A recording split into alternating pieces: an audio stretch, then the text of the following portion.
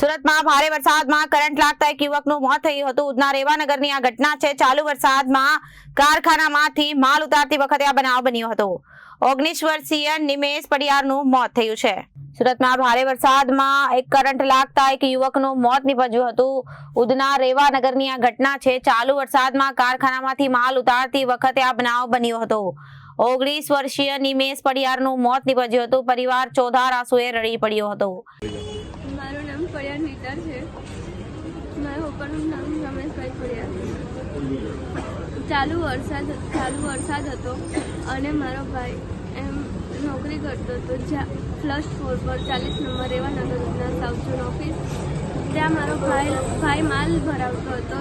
ત્યાં આગળ પછી એ જે મીટર છે ને તેને શોક લાગ્યો. ત્યાંથી એ દરવાજાથી પકડીને એ એમ જ આખો પડી જ ગયો, બેહોશ થઈ ગયો. પછી જે અમારા છે ને અમારા ત્યાંના બધા એ આવ્યા, અમને કીધું કે આવું છે.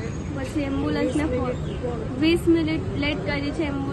એમ્બ્યુલન્સને લગાતાર ફોન કરતા બી એ એમ્બ્યુલન્સ નહીં આવી. 20 મિનિટ પછી એમ્બ્યુલન્સ આવી. Reporter Arvind Rathod, Janadesh news, Surat.